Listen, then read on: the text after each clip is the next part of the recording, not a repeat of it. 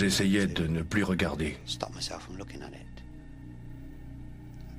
Mais je ne contrôlais plus mon corps. Cette chose m'a submergé. À cette époque, je savais que le ministère de la Défense surveillait les champs de blé de cette zone. Seul un petit nombre d'ovnis correspond à une activité extraterrestre. Activité extraterrestre, perte de contrôle de son corps, affaires étouffées, tout est réuni pour former une parfaite théorie du complot.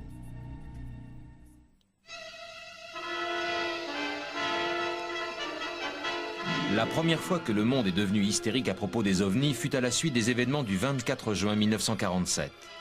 En survolant l'État de Washington, le pilote Kenneth Arnold a croisé 9 objets en forme de soucoupe, tout droit sortis des nuages et se dirigeant droit sur lui. Dans les journaux locaux, Arnold a expliqué comment ces soucoupes volantes ont zigzagué autour de son avion avant de disparaître dans les airs à une vitesse incroyable. Même si Arnold n'a pas pu identifier ce qu'il a vu, cette rencontre a permis de confirmer qu'il existe des choses inexplicables dans le ciel. Cela fait des siècles que les gens aperçoivent des ovnis. Par exemple, au Moyen-Âge, les gens voyaient des choses dans le ciel qu'ils ne pouvaient pas expliquer et qu'ils n'interprétaient pas comme des soucoupes volantes, puisqu'ils ne connaissaient pas l'espace. Au XIVe et XVe siècle, ces choses étaient perçues comme des épées flamboyantes ou des boucliers.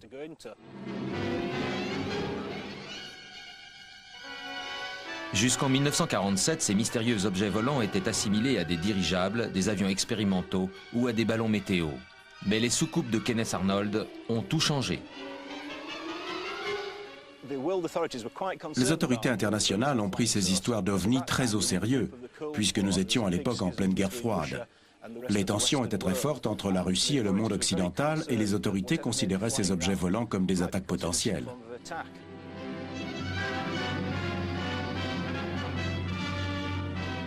De même, en Grande-Bretagne, Winston Churchill se demandait si la menace extraterrestre était bien réelle.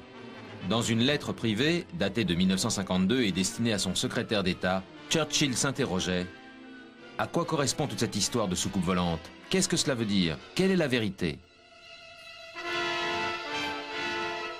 Depuis la Seconde Guerre mondiale, le ministère de la Défense dément toute existence d'OVNI. Cependant, l'homologue britannique de l'agent Mulder prétend avoir trouvé la vérité, ou ce qui s'en rapproche le plus. En entrant au ministère de la Défense, j'ai examiné les archives sur les ovnis et il apparaît clairement que depuis des décennies, des centaines d'ovnis sont répertoriés par le ministère chaque année. En me basant sur mes recherches officielles, je n'ai aucun doute sur le fait qu'un petit nombre des ovnis aperçus peut être associé à une activité extraterrestre. Ce ne sont pas des paroles en l'air. Des objets ont été repérés dans notre espace aérien, volant à une vitesse incroyable et faisant des manœuvres impossibles à réaliser avec nos appareils.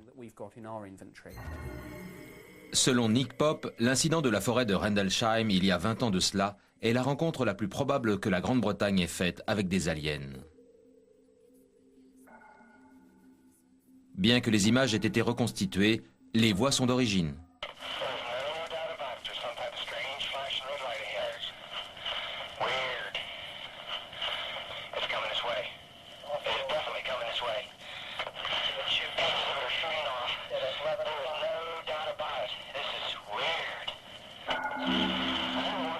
Fin décembre 1980, une lumière étrange a été observée dans la forêt de Rendlesham, dans le Suffolk, en Angleterre.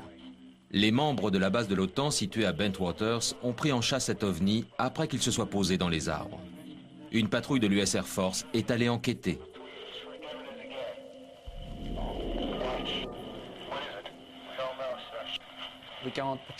Le chef de patrouille a vu l'engin métallique se poser.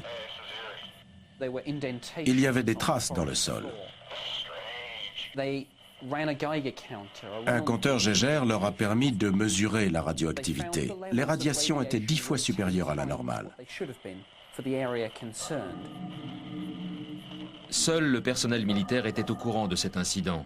Le public n'a été informé qu'en 1983, lorsqu'un ancien garde de la base qui était présent cette nuit-là a tout raconté à la BBC. the red light over it, and sat there maybe 2 seconds. It was just a ball of light in the air, maybe 20 feet off the ground, 30 feet, and it dispersed in a multitude of colors.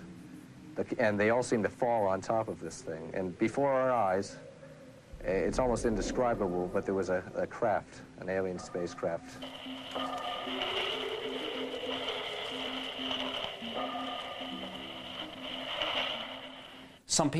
Des personnes ont vu des lumières dans le ciel, d'autres ont carrément vu un engin atterrir.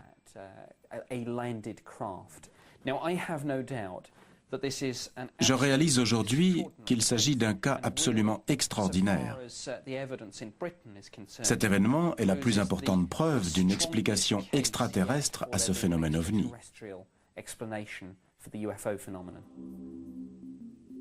Cependant, le ministère de la Défense a une vision complètement différente. Pour eux, cet incident ne représentait en aucun cas une menace et ne nécessitait pas d'enquête. Mais le ministère ne nous explique pas ce qui s'est passé. Il existe différentes théories qui vont de manœuvres de l'OTAN à d'éventuels intrus martiens. Cela fait 20 ans que l'ufologue Jenny Randles enquête sur le sujet. Elle pense avoir percé le mystère de cette nuit-là. L'incident de la forêt de Rendlesham est très certainement l'enquête la plus complexe de ma carrière. C'est le cas le plus connu en Grande-Bretagne. Après la Deuxième Guerre mondiale, de nombreuses expériences secrètes y ont été menées. Pendant les années 70, un système radar super puissant a été expérimenté ici. Il envoyait des faisceaux d'énergie très puissants dans l'espace qui rebondissaient dans l'ionosphère.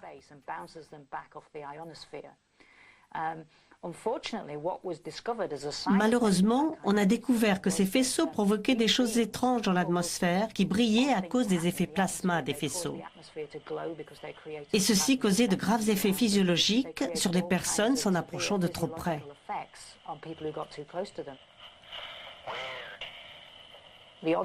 Il y a de grandes chances qu'une telle expérience ait été en cours au moment de cet incident et que ces personnes se soient retrouvées dans ce champ énergétique.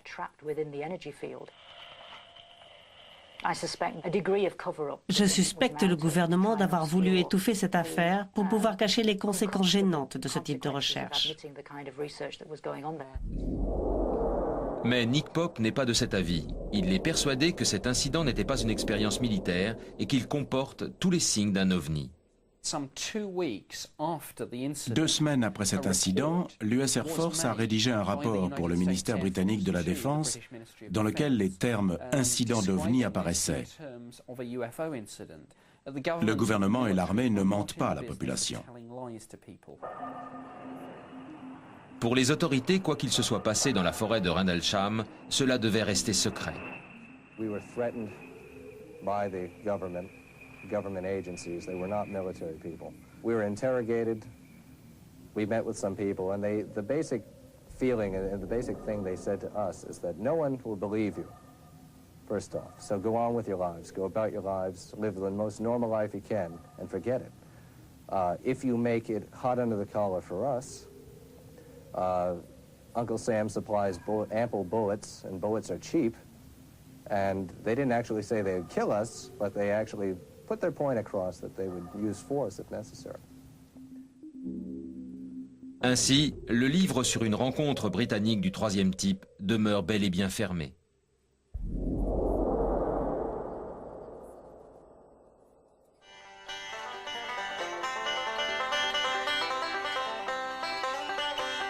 Désert du Nevada, cœur de l'ufologie et berceau des théories de complot.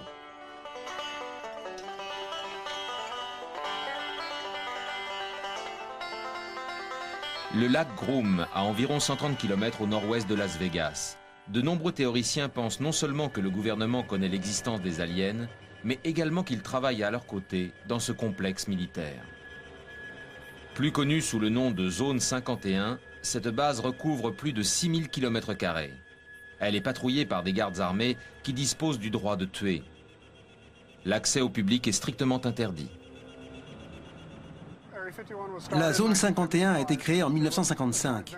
C'était un partenariat entre la CIA et le célèbre Martin Lockheed, créateur de l'avion espion U-2.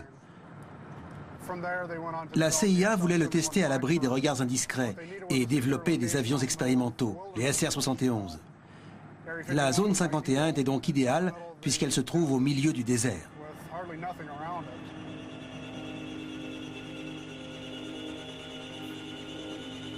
Donald Emory passe le plus clair de son temps à surveiller ce qui se passe autour de cette base. Cependant, il admet qu'il est très difficile de savoir ce qui se passe à l'intérieur.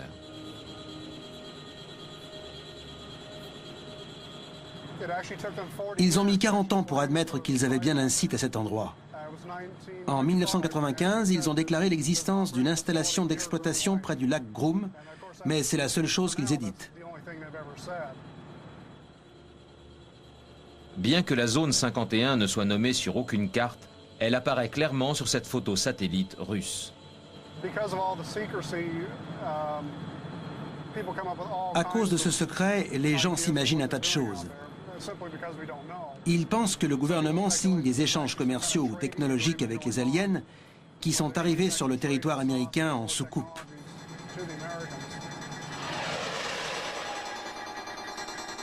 En 1996, un homme qui prétend avoir travaillé dans la zone 51 fait une déclaration à la BBC. Mieux encore, il affirme être entré dans un engin alien. The emotions, the feeling that I felt inside when I first entered the craft are quite different from what you'd expect. It's a very ominous feeling. A feeling as if you shouldn't be there. I know that sounds kind of corny, but that is truly how I felt. Le physicien Bob Lazar a déclaré à la BBC qu'il avait rejoint une équipe ultra secrète dont le but était de dupliquer les engins extraterrestres entreposés dans la zone 51. The propulsion system is quite exotic. It's a gravity propulsion system. There's no propeller, there's no jet exhaust, there's no obvious mode of propulsion. The first time I saw the disc fly, it lifted virtually silently off the ground. We're looking at something about 52 feet in diameter, just hovering silently in the air. It drifted over to the left, to the right, and then set back down. Pretty uneventful test, but it was quite impressive. Lazar n'a pas seulement dit avoir travaillé dans la zone 51. Il a également dit qu'il avait été transféré dans un site souterrain appelé S4. Ce site ultra secret serait situé sous la montagne. Les engins aliens y seraient entreposés, ainsi que peut-être des corps extraterrestres. Je ne souhaite pas discréditer tout cela car je n'ai aucune preuve. Mais en me basant sur mes recherches, ce site correspond plus à une base aérienne qui permet de tester les armes à énergie qu'à un entrepôt d'extraterrestres.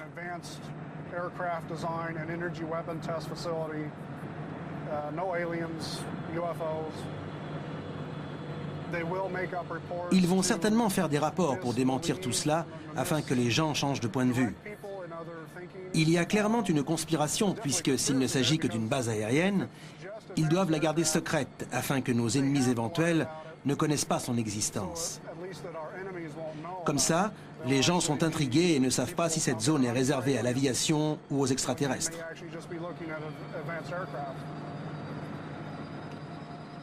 Il n'est pas étonnant que des théories de complot sur les ovnis existent. Les ingrédients sont tous réunis. Secret au plus haut niveau, tests d'armes très avancés, énergie propulsée dans le ciel. Mais lorsque l'on parle d'activités extraterrestres dans ce paysage innocent, les explications rationnelles ne sont pas si faciles à trouver. Vidéo d'Oliver Castle, Wiltshire, 1989. Ce film controversé montre des objets étranges tournant à toute vitesse au-dessus d'un champ de blé. Et en dessous apparaissent des ensembles de cercles très complexes. Le physicien retraité Colin Andrews passe désormais son temps à enquêter sur ces cercles dans les cultures. Il est persuadé que ces formations ne sont pas le résultat d'une force de la nature. Il y a des choses qui sont difficiles à expliquer. D'un point de vue cellulaire, en pliant ces plantes de cette manière, elles devraient se casser. Mais ce n'est pas le cas. En 1983, Colin Andrews a marché dans ces formes étranges pour la première fois. Je conduisais en compagnie des officiers Andover et Petersfield, et sur ma gauche, j'ai aperçu ces cercles parfaits dans un champ de blé. Il a très vite découvert qu'il y en avait beaucoup d'autres. Cette nuit-là, j'ai commencé à enquêter en demandant au propriétaire du champ s'il avait des informations. Je suis également allé me renseigner chez les fermiers de la région, à la police et au ministère de la Défense. J'ai donc commencé à comprendre que ce champ n'était pas le seul. Il y en avait beaucoup d'autres, et que nous étions face à un grand mystère.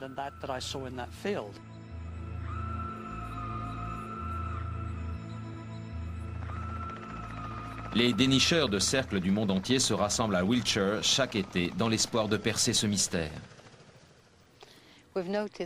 On a remarqué qu'à travers le monde, ces cercles dans les champs de culture apparaissaient près des sites archéologiques, comme les cercles de pierre, les grands tumulus ou les pyramides.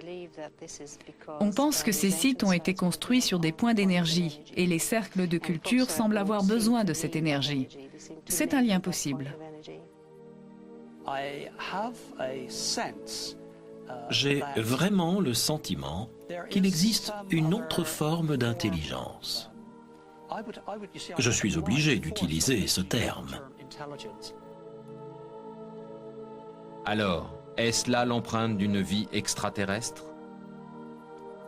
Ces cercles ont une signification. C'est comme un message codé. Et le cercle est un symbole universel qui signifie tout. Des formes de vie intelligentes ont-elles parcouru des millions de kilomètres simplement pour piétiner du blé? Évidemment, il existe une autre explication. En général, on travaille en pleine nuit et on fait très attention en entrant dans le champ. On suit les traces faites par le tracteur. On ne marche pas sur les épis et on ne laisse pas d'empreintes de pied. À l'aide d'une corde et d'une planche de bois, les farceurs entament leur travail saisonnier. On travaille nos diagrammes avec une grande précision. On les prépare à l'avance sur papier afin de définir l'ordre de construction. Tout cela pour être sûr que tout le monde se trouve au bon endroit au bon moment.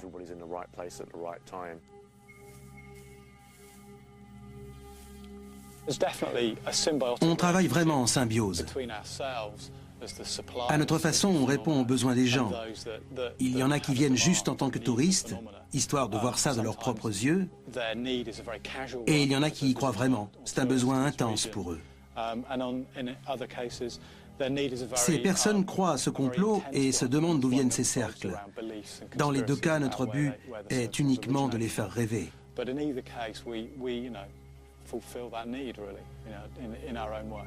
Pendant l'été de l'an 2000, on a répertorié plus de 120 cercles rien que dans le sud de l'Angleterre. La plupart ont été réalisés par des farceurs. Je pense qu'environ 80% des formes apparues dans la campagne anglaise ont été réalisées par des êtres humains. Par contre, il n'y a aucun doute sur le fait que 10 à 15% restent énigmatiques. S'il existe bien une autre forme de vie, comme veut nous le faire croire ce théoricien, ces aliens ne laissent pas seulement leurs empreintes sur notre blé, mais également sur nos animaux.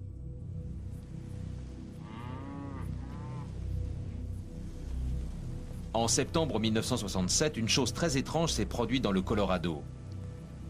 Ce fut le début de l'un des mystères les plus sinistres de l'ufologie, un phénomène qui ne trouva aucune explication rationnelle. Dans un journal local, le fermier Beryl Lewis a décrit comment l'un de ses meilleurs chevaux, Snippy, a été retrouvé mort et mutilé. Son cou avait été dépecé avec une telle précision qu'on aurait dit une opération chirurgicale. Un autre phénomène était très étrange. Les empreintes de Snippy s'arrêtaient à 30 mètres de l'endroit où il avait été retrouvé. Mais ce ne fut pas un cas isolé. Depuis les années 60 et surtout aux États-Unis, les fermiers et habitants de la campagne retrouvent régulièrement des animaux morts, dont certaines parties du corps, comme les oreilles, le rectum ou le vagin, ont été enlevées avec précision. Un vrai travail de chirurgien.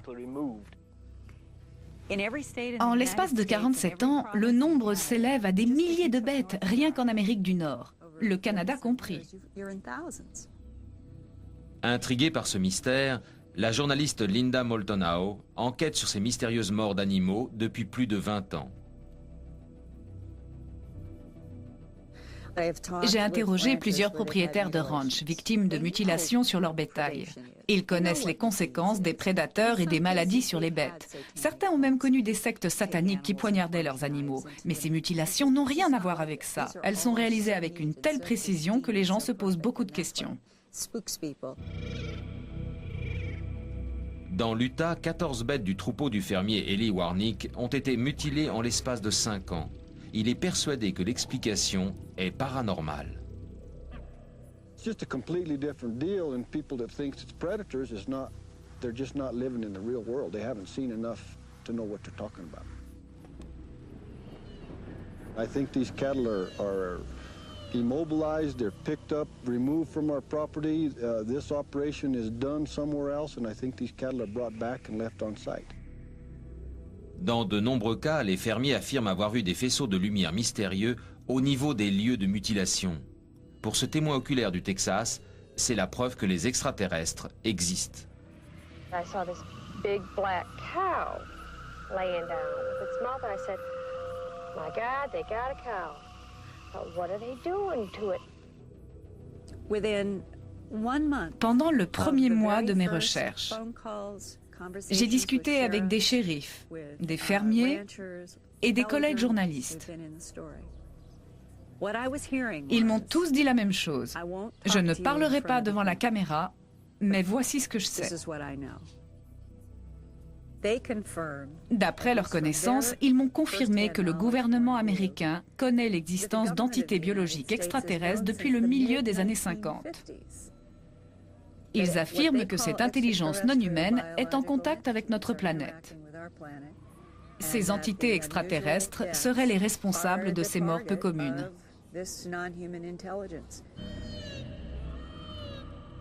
Ainsi, un scénario commun à tous les complots surgit.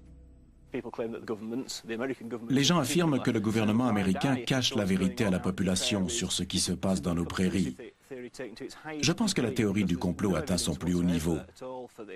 Le manque de preuves laisse à penser aux gens que les autorités savent ce qu'il se passe, mais qu'elles ne veulent rien dire.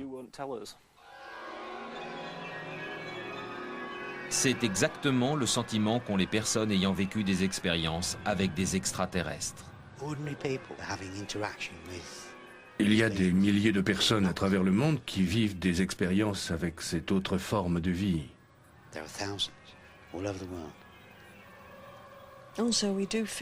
Nous avons également l'impression que de nombreuses personnes pensent que les gouvernements veulent étouffer ce phénomène d'OVNI. Ils en savent beaucoup plus qu'ils ne le disent. Ce sont des experts.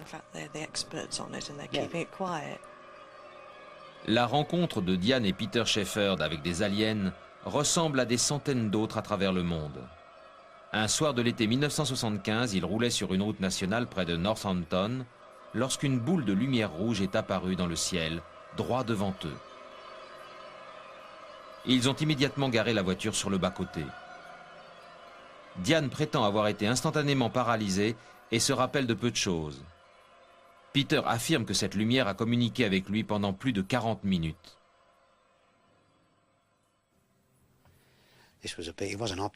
Cette chose vivait, ce n'était pas un objet. C'était un être vivant. Cette boule de lumière a commencé par s'approcher de moi.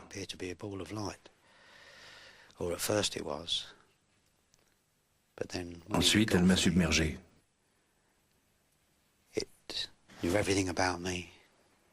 Cette chose connaissait tout de moi, tous mes secrets. Elle savait tout sur tout. Je respecte les personnes qui affirment avoir vu la preuve que les ovnis existent et je suis d'accord avec eux. Le terme ovni, dans sa stricte définition, existe. Par contre, je ne pense pas que leur expérience soit une preuve que ces aliens de l'espace viennent sur Terre. Malheureusement, la réalité de ces enquêtes montre bien qu'une telle expérience dépend de tellement de paramètres. Ces personnes sont encouragées par d'autres éléments. Elles ont certainement vu quelque chose qui les faisait penser à une telle vision. Mais leurs souhaits ont dépassé leur véritable vision. Diane et Peter sont persuadés au plus profond d'eux-mêmes avoir rencontré des ovnis. De plus, ils ne démordent pas de l'idée que le gouvernement a enquêté sur eux. Nous sommes un couple normal. Nous ne sommes pas paranoïaques. Un homme des services secrets nous a contactés. Évidemment, nous ne lui avons rien dit. Rien du tout. Ils savent déjà. On a gardé tout ça secret. Le gouvernement sait déjà.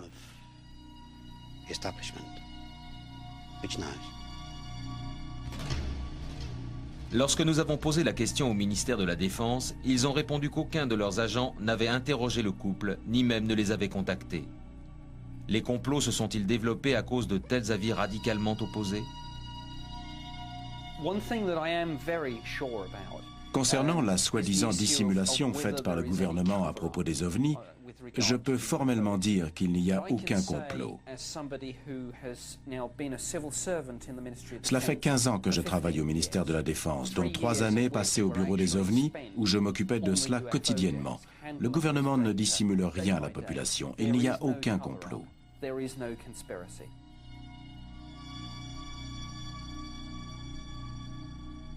En l'absence de preuves concrètes de rencontres d'ovnis ou de dissimulation gouvernementale, quelle est la vérité sur le complot des ovnis?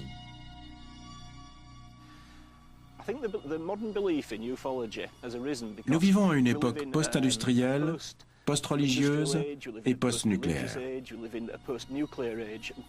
Je pense que les gens ont besoin de croire en quelque chose de nouveau. Ils ont trouvé cette sorte d'intervention divine à laquelle ils croient. Cela les change de ce qui se passe sur Terre. Le sujet d'une vie extraterrestre redonne de l'espoir aux gens. Ils pensent ainsi qu'il existe autre chose que la Terre, quelque chose de plus grand. Il est nécessaire d'ajouter que, depuis plus de 40 ans, les scientifiques émettent des signaux dans la galaxie dans l'espoir d'obtenir une réponse intelligente. Mais jusqu'à présent, personne n'a décroché le téléphone.